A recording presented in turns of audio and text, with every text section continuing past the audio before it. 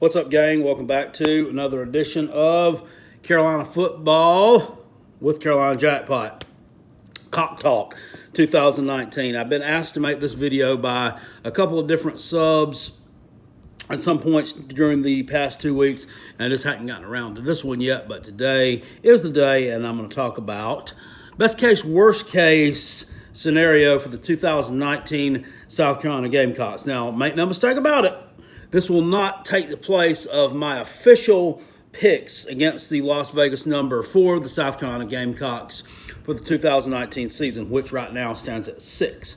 I'm going to wait till summer practice has gotten started and going on for a couple of weeks before I do that, and it'll probably about a week before the actual regular season, week 0, starts, because I like to really get a beat on them before I can make an official prediction on their number. So that's going to work like that. But, we got 12 games, and looking at them, I can make an educated best case, worst case scenario. Now, don't anybody stop watching and say, I'm going to turn this off because he's just going to say 12-0 best case, worst case 2-10 or whatever. No, not going to do that. I'm a realist, and I will look at this from a realistic point of view. I mean, just because I want something to happen, like my team to go 12-0. I mean, do I want that to happen? Yeah, I want it to happen. Does I think it's going to happen? Shit, no, I don't think it's going to happen. So I'm not going to predict it because, it's just dumb, and it gives you less credibility. And that's what we're here to do, is to produce a quality product on the Carolina Jackpot channel. Oh, I've said it before, some of the videos we've done on the picks and predictions have done great. Some of them on teams that I thought would really take off and people would really view a lot, they have not. But I did do a video the other day getting some ideas for some different teams to do, and I got some outstanding answers, and I plan on doing every single one of those on there that was suggested, even UConn. Yeah, I'm going to do UConn. You know why? Because if you're betting the Las Vegas number, if you're betting Vegas on stuff, you're gambling on sports, there's value to be found with these teams that are not Power 5. There's value to be found with the Rices and the Louisiana Lafayettes of the world. Looking at games, during the season, don't just look at that Texas LSU game and put all your eggs in the basket on that. Look at UL Monroe versus Southern Mississippi. Where can you get an edge there? You can make just as much cash and cash just as many tickets in on these small market teams and these non-Power 5 teams as you can on the big boys. Plus, the big boys are a lot more expensive to bet sometimes, and, things change with them a lot more, and it's hard to get a beat on sometimes. So, with that being said, 2019 South Carolina Gamecocks, I'm going to give you a best case, worst case scenario. We'll head over to the Carolina Jackpot big board. I'm going to talk about these teams and how I think my Cocks will finish up the 2019 season. I dinkered around a little bit trying to figure out whether to do the best case scenario first or the worst case scenario, and then I decided, doesn't really matter. We're going to start with the best case scenario first. Of course, there it is, still the same slate, 12 games. First game of the season, UNC and Charlotte. That would be a win. I think South Carolina is just more talented than UNC. It doesn't really matter who their coach is. UNC is going to be a project that's going to take a while to get fixed. Charleston Southern at home, obviously another win. The home game against Alabama, I don't see this one going the way of the Gamecocks, really, in either situation. Number one, South Carolina secondary, while I expect to be a little bit improved over last year, especially with couple of newcomers we got coming in and the addition of Jamel Cook, the transfer from USC, the West Coast version. I just don't see us being able to beat this team at home. Popular theory for this year is Alabama's going to be really hungry and a little bit pissed off about their performance in last year's national championship game after they had such a great regular season. And as well they should be. That game, I have to give credit to Clemson there, but, I still think Alabama did not bring their best on that evening. So I'm going to chalk that one up as a loss. Best case scenario, I can see South Carolina keeping it close till about the beginning of the fourth quarter. Maybe Alabama pulling away with a couple of late touchdowns or something and win by about 14. That's best case scenario as far as that one goes, unfortunately. On the road at Missouri, win. The talent level between the two teams is about the same. However, it's about the same last year. And we were able to get the win. Not having a quarterback who's going to pick your secondary apart is a plus. I think South Carolina can force Bryant into a few mistakes. Now, Clemson fans will sit here and say, well, 2 years ago he tore y'all. Yeah, he did. He did tear us up 2 years ago, but he did not have the same offensive line that he's going to have here, and does not have the same skilled people around him that he had at Clemson. So that would be a win on the road at Missouri, best case scenario. Kentucky, home game. Win. 5 in a row is enough, okay? Kentucky loses a lot off the back end of their secondary this year. They lose their best player on offense. They're going to have to rely on their quarterback a little bit more to make plays. Last year, I mean, let's just be honest, he was a shit show. Even with Benny Snell there. Benny, I think, helped make him look a little bit better than what he was. Just because of the fact they handed off to Benny so many times a game. That quarterback didn't have to do a lot. We get the win there. We stop the 5-year madness with Kentucky. On the road at Georgia. Win. Okay, before we start saying it, before I start hearing from the Georgia people, well, you ain't no way you beat the Dogs. You're not going to beat the Dogs. Well, we're going to beat y'all by 4 touchdowns. Yes, I know this. There's 3 games on here this year, the Alabama, Georgia, and Clemson game, all against top 3 competition. Of the 3, and this will kind of lead you to where I'm going with the next game, this one, to me, is the most winnable of those 3. And the reason why is familiarity. This is a team that you're familiar with. Yes, I know Clemson. We play them every year. But South Carolina is going to be stronger in the secondary this year. They're also going to be stronger up front on the defensive line. We can force Jake Fromm to have to throw the ball, force him into some 3rd and 8, 3rd and 7 situations. We can stop that rushing attack with that defensive line we got coming back, which should be, I think, the strength of the defense. We can force them to have to make throws, maybe make some mistakes. This is a winnable game. It's a winnable game for South Carolina. Georgia's defense is, while it's solid, it's not great. I can see Bentley getting into a rhythm and maybe being able to pick them apart a little bit. They lose a little bit in the secondary as well. Georgia's offensive line, very good. South Carolina has a really good defensive front coming back with the young players we got and with what we had already. If we can turn that into a stalemate up front and force them to have to throw the ball and possibly make some mistakes, that is a game that is winnable. Do I think that it's probable that we'll win it? No. But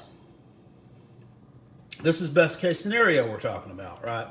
So that's best case scenario. Now the game against Florida, I'm just talking best case scenario here, just the way I would think it would go. I'm going to put that down as a loss. Why? Right here. There you go. Gamecocks are going to do Gamecock-type things. I'm sorry. It's just who we are until they prove me different. If they go on the road and pull the upset against Georgia, we're going to be riding a wave there, okay? We would be riding a 3-game winning streak. Say, we went on the road. We done beat Missouri. We, got the monkey off our back with Kentucky. We knocked off the number 2 team in the nation in Georgia, or number 3, whatever they are. Then we come at home and we lose to Florida. Say Florida might be in a little bit of a bad situation there. Say maybe Florida's lost to Kentucky earlier in the season. Say they got upset. Say, they've lost to Auburn already. I believe that game's the week before this one. I could just totally see us coming home against Florida and bombing that game. So I would put that one down a loss, just in my best case scenario prediction, because I got to find one somewhere. And coming off of that win, that would be where I'd locate it at. On the road the next week against Tennessee, win. We regroup. Once again, this is a team that, everybody tells me it'll be so much better this year. It'll be 9-3. It'll be 7-5 at worst. It's another case of, I'll believe it when I see it. Everybody tells me that Jeremy Pruitt is such a good coach and that he's doing all these great things there. Once again, believe it when I see it. I'll believe it when I see it. Okay, we win that one. Home game against Vanderbilt on November the 2nd. Win. Do you know that ever since the last time South Carolina lost to Vanderbilt, which coincidentally was in 2008, Vanderbilt has beaten every other team in the SEC East. They've beaten every other team in the SEC East during that time except for South Carolina. Some of them they've beaten multiple times. So I'm going to give us the win there. I do like the kid that they got coming in. It's probably going to be their quarterback this year. Riley Neal comes from Ball State as a graduate transfer. He's going to be a dual threat guy, which they kind of really haven't had at Vanderbilt in a while.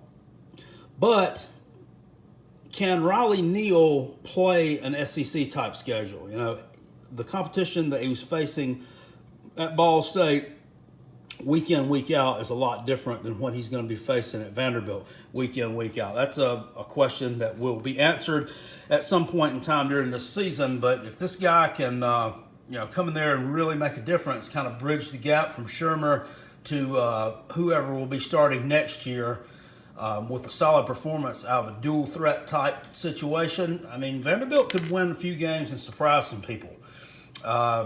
Appalachian State, I also like their running back, by the way, too. Keyshawn Vaughn, probably the second best running back in the SEC East by my calculations. App State at home on November 9th. Okay, we're going to put that one down as a win. And we'll talk more about this one when I get to the next video. A lot of solidarity at App State. They're returning Darionton Evans, over 1,000 yards running last year. Their quarterback, Zach Thomas, another solid kid. I think he's a junior that's been a 2-year starter for them. And they're bringing in a new head coach, Eli Drinkowitz. Told you I like that last name, Drinkowitz. But I don't see Appalachian State moving backwards at all from what they've been, which is a double-digit win team in the Sun Belt Conference. If nothing else, I think Drinkowitz will add another dimension to their game, which would be kind of scary, especially for the teams down there on their level. But obviously South Carolina, a more talented team with a little bit more depth and strength along the lines of scrimmage. That should be a win when we're talking best case scenario. At Texas A&M, loss. And I'm throwing this one up here, even on my best case scenario, as a loss, because this is another situation of, until I see it, I don't believe it. We've played Texas A&M every year since 2014 now, save 1 year. The games have been close, fairly close. In fact, 2017, South Carolina had this team all but beaten and then allowed them to score, I think it was 2 fourth-quarter touchdowns, and we snatched a loss from the jaws of victory, pretty much, in that one. We're going on the road. This is going to be after a long string of games here without an off week, and it's just a spot that we just haven't. We've performed well there, but we just have not been able to get over the hump. And I don't see it happening this year. They're returning some skill players.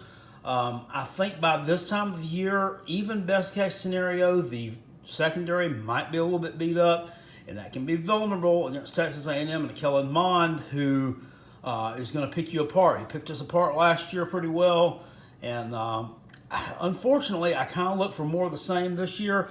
Now, is this a given? Is this a game that could be a win? Yes, but it's going to take a tremendous defensive effort, and at this point in the season, I just don't see us being able to quite put that defensive effort together, given what I think we're going to have at that point of time. I'm going to give us a loss in that game, and that's even Best case scenario, I think it's going to be a close game, but I think we would take the loss.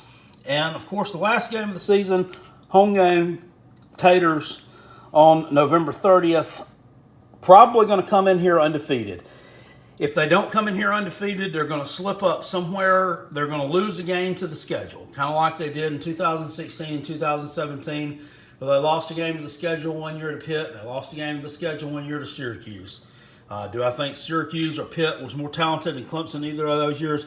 No, I don't. Last year, with that lights out offense they had enough defense to rotate people just in and out and the entire season, and everybody was fresh. Best case scenario, I'm still going to give us a loss here in a tough game that could come down to the fourth quarter, but I don't see us winning it. I don't see us winning it either in the best case or the worst case scenario. A lot of people out there are saying, well, Clemson's defense is going to be down this year. Clemson's defense, they're not going to have the production on defense they've been having.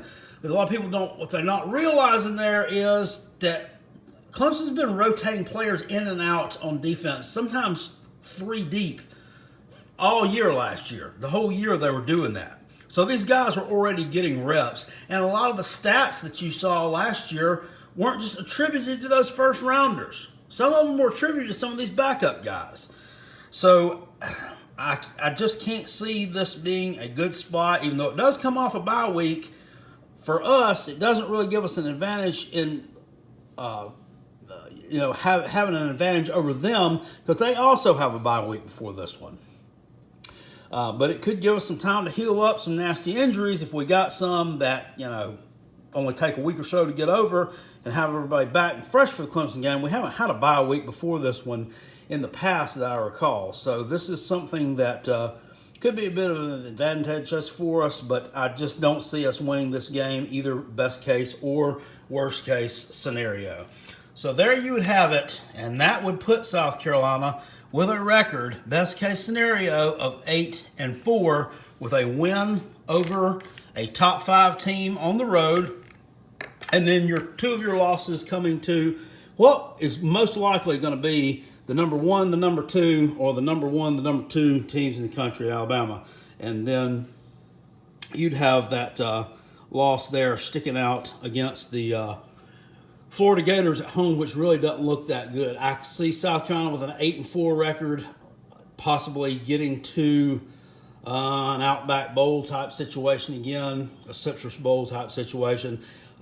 If they can flip that, if we, in our best case scenario, if we got to change Florida or Texas A&M to a win, and then our losses came against these 2 high-powered teams, and then one other loss against a top 15 type team, I could see them making a New Year's 6 type bowl. I really could.